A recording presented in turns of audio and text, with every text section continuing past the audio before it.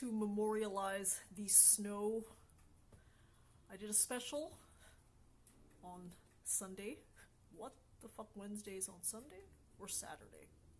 One of the 2 days. Can you believe that Texas was colder than here? The Arctic front has melted away. There's still a chill in the air, and that's why I'm hooding up. So I'm in story development hell for my rockumentary.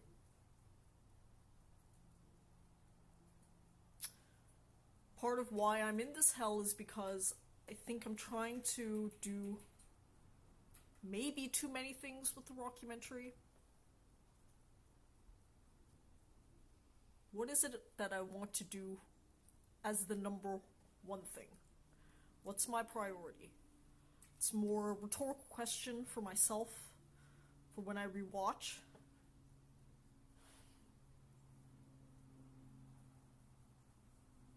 I'm countering the advice that I often bestow upon others when asked. I think in this life, people make the mistake of thinking that they have all the time in the world to accomplish all the things in the world. And then they end up doing too many things poorly. My mom's a good example. She's in generation above me, obviously, but she tried to do the things, all of them together, none of them well. She worked, she studied, she was a wife and mom, all at the same time. I joke with her now that she failed on all fronts, or to be more charitable, she was a C+ in all things. Here's the thing. As her child, my most important question is assessing her as my parent, and that's my assessment. I've been very honest about it. I've talked before on this vlog about how part of setting both me and my parents free from our mental shackles is having a frank, honest conversation about the nature of this life.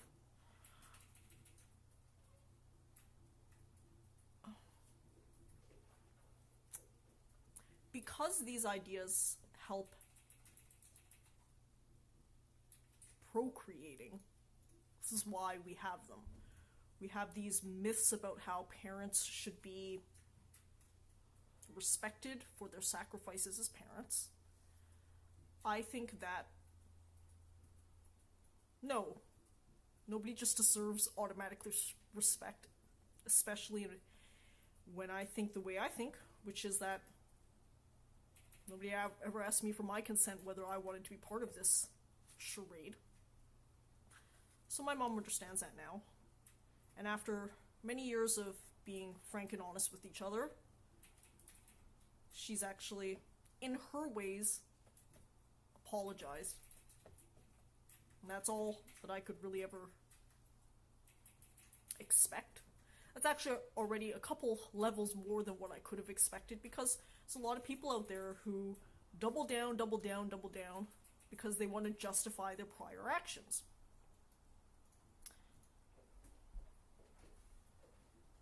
To me, why I'm an anti-natalist is because I fully recognize that there are people in the world who would question the consent issue. I'm one of them. So, because I know people like me exist, the moral action, if I'm going to use the term moral loosely, is abundantly clear. You never would do it violating the rights of consent. And if you have a situation, as in procreating, where you never have the chance to ask, then you err on the side of caution and refrain from doing it. Okay? So the reason why I bring this up is because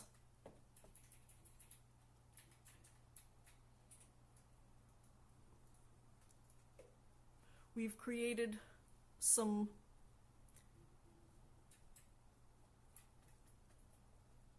conflicts that we have to resolve, at least in our own heads. And one of those conflicts is, what are our first principles? So first principles are principles that we lay as a foundation to build society and law. Last I checked, the Me Too movement and related, we've had many discussions, but very few about first principles. So if I'm gonna throw my ideas out like an ENTP does, I'd argue that consent is something approximating a first principle.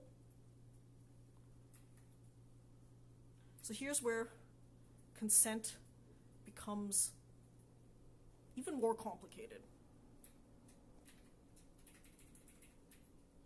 In a world which you're the only sole individual, but with all the infrastructure around you to support your plans and dreams, you could in theory do whatever the fuck you want. Assuming everything is AI, runs by itself without consciousness. But then imagine that world with a number of people inside.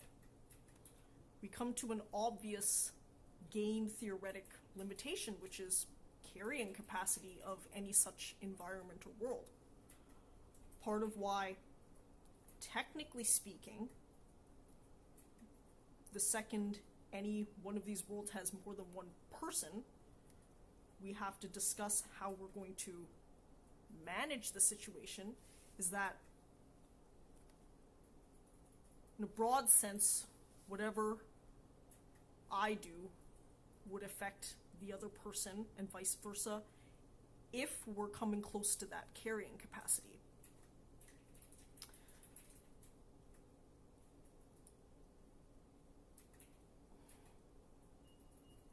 So Professor Sheldon Solomon, the co-creator of terror management theory,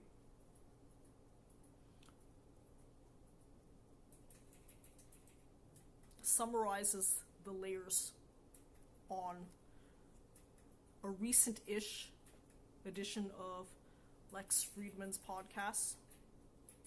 Lex is an ex-MIT AI engineer who's branched into podcasting as a way to, firstly, earn money, but secondly, contextualize his AI pursuits through the lens of philosophy, psychology, ethics, etc. I'm following his journey loosely because I think him building that value system is exactly what people should have been doing all the time in their own lives, regardless of the AI concerns.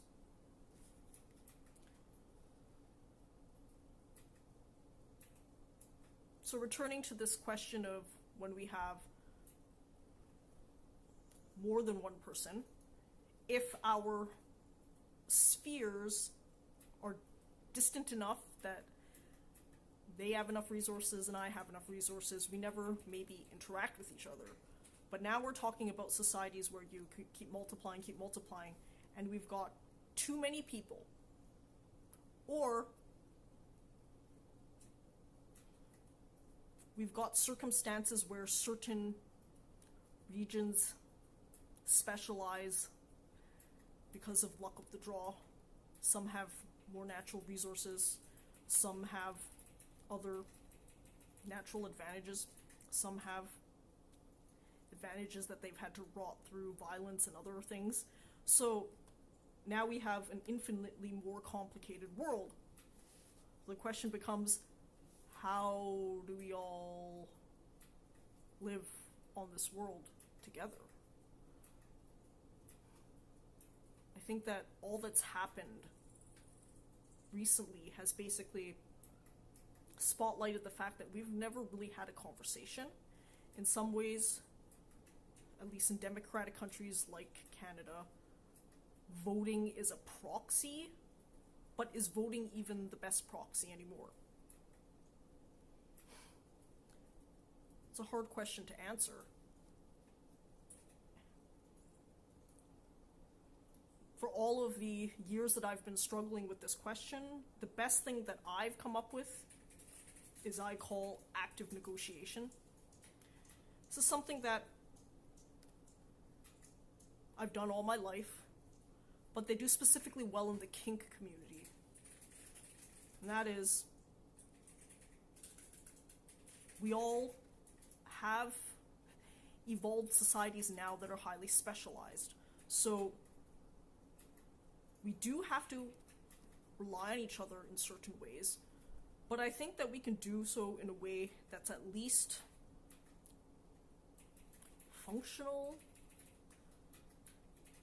So functional would be the active negotiation where you have something I want or I have something you want, and we mutually offer something in return for that something and call it a day if we both agree that the worths are more or less aligned, okay?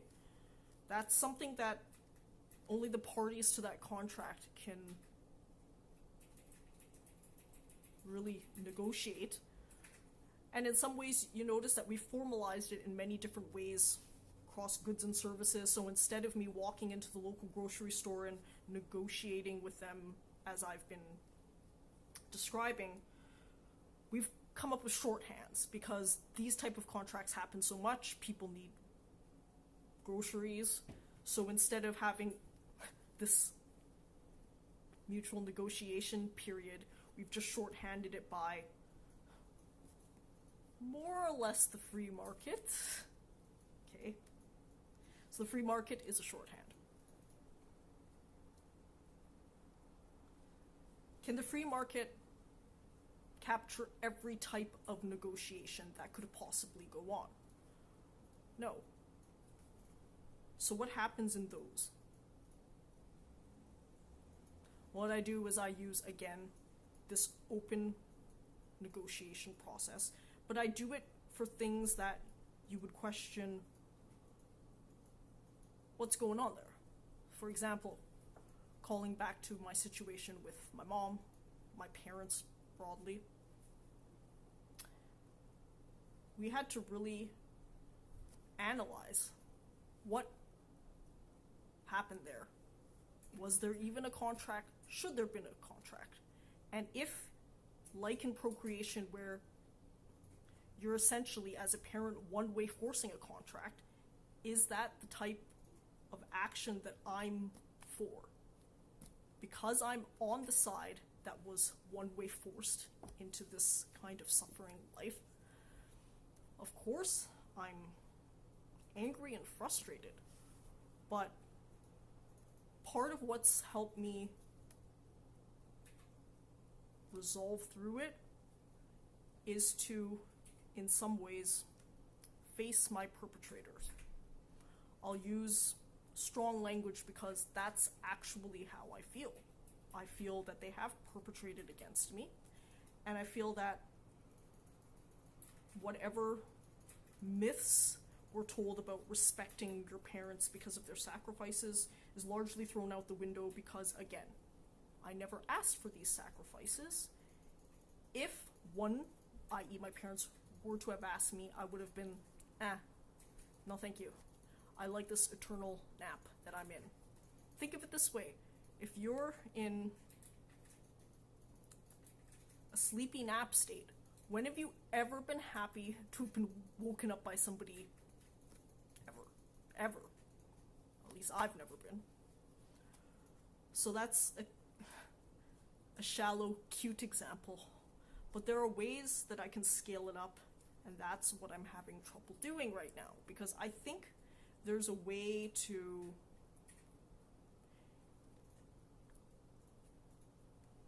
share ideas without proselytizing. Does that make sense?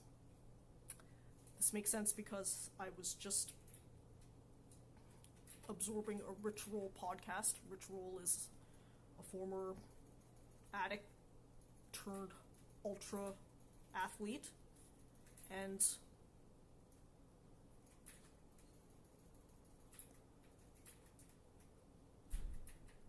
his read's actually very interesting. He's very much like me in this sense. Why are we having podcasts or broadcasting us dancing or whatever? Some people actually do want to have influence, outsized influence on the world. I'm just trying to be creative, and in many ways, my creativity helps me contextualize my own experiences. In some ways, this rockumentary is like a form of therapy. But the problem is, what is the form? How is it going about? And that's where I'm stuck. I'm stuck because I honestly think antinatalism, which is the thought that all childbirth is wrong, will feature heavily in my rockumentary. But how? How? And can I do it in a way that combines my love of other things, like comedy, like adventure? I know that there's a way to do it. I'm just struggling with how that is. So while I'm struggling, I'm going to throw down some moves. Just throwing down some separate moves. I think it's become abundantly clear, at least to me, that I use the week before a choreography to actually throw down whatever moves I have so that I can watch it on tape, because I actually do have to watch it a little bit on tape to know what it looks like.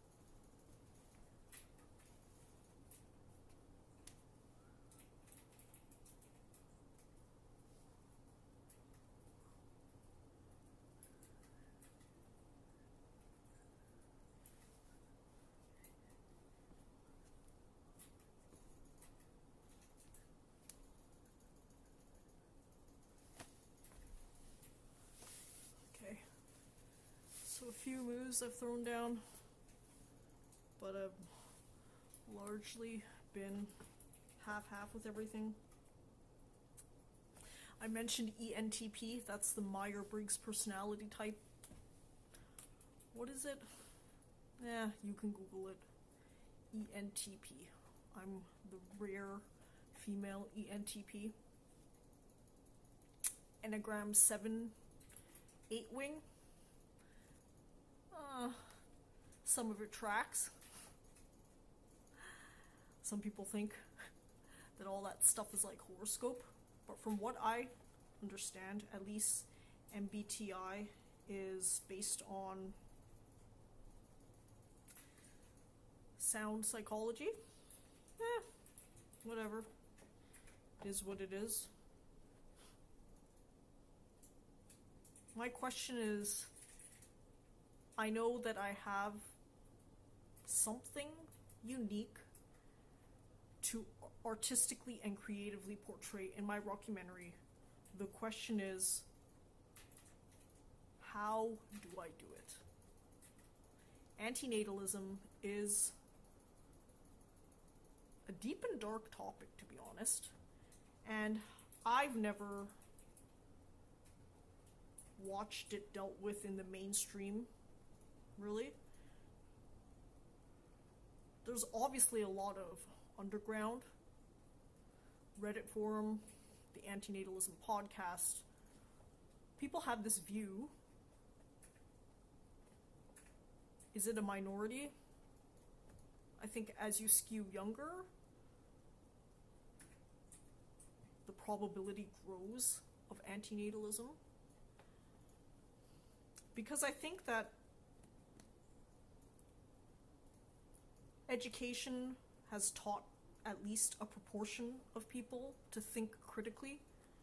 And with critical thinking, you can actually question this whole structure, this whole thing called life. So from a purely biological standpoint, I've mentioned before, the biologist Richard Dawkins, author of The Selfish Gene, I've often quoted his assessment of evolution and what we are as the following. We are just throwaway survival machines for the genes which we contain. But the funny thing is that genes are just doing things without an actual conscious thought process. So Dawkins has described what is. The question, as always, and I've posed it before, is what ought to be? The problem is that in a large society structure, society is structured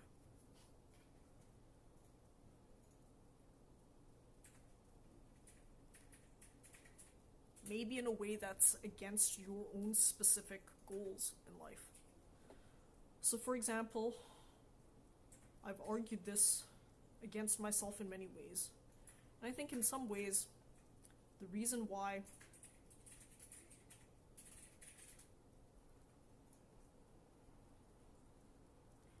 antinatalism can be intimidating to some people is that taken to its logical ends, part of the reason why people act in cowardly ways and act to submit to a mob or societal mentality even against their own best interests or best instincts is because they're tethered to this world beyond themselves. They're tethered to this world through their children. When, like me, like my siblings, you have no children to leverage, in some ways, you're truly about as free as you could possibly be in this world. As I've mentioned before, we obviously are all still tethered because absolute freedom and more than one person on a world are mutually exclusive. At least the worlds have overlapped already. I have neighbors right next to me that are within my sphere and I'm within theirs. So you have to come to some sort of mutual understanding about how in many ways you mutually benefit each other. I think part of the problem is that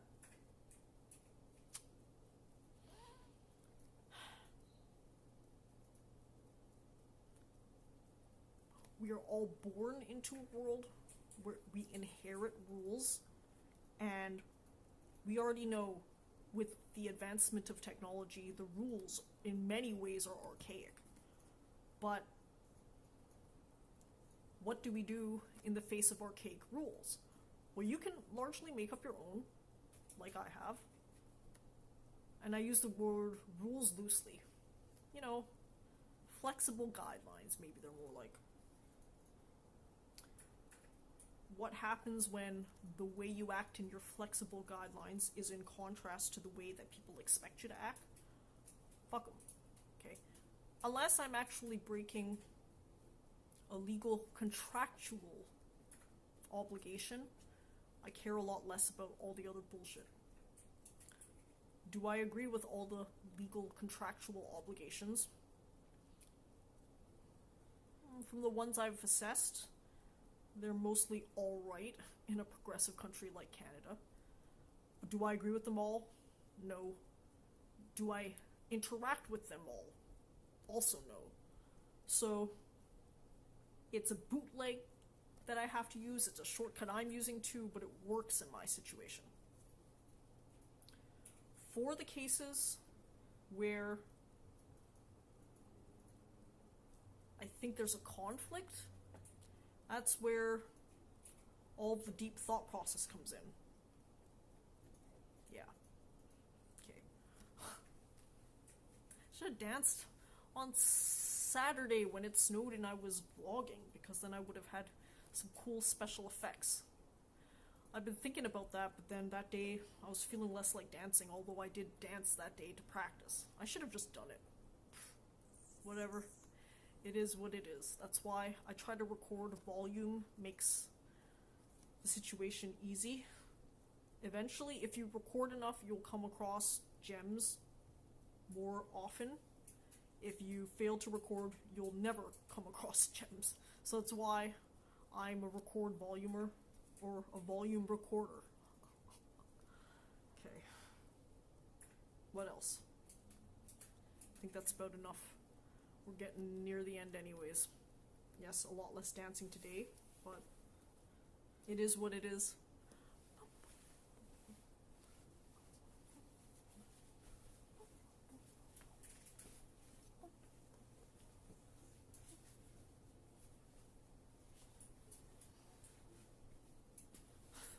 I'll leave on an interesting note. I think Ariana Grande is fire. Her songs are fire. I had already picked a song for next week, and you'll know what that song is next week. But in the middle of choreographing, which I'm still doing right now, came across a couple of Ariana Grande songs. She is just straight fire. Her songs are catchy as fuck. And part of me wanted to switch over to one of her songs, but okay. I've already choreographed a part of next week's choreography, so I have to stay the course.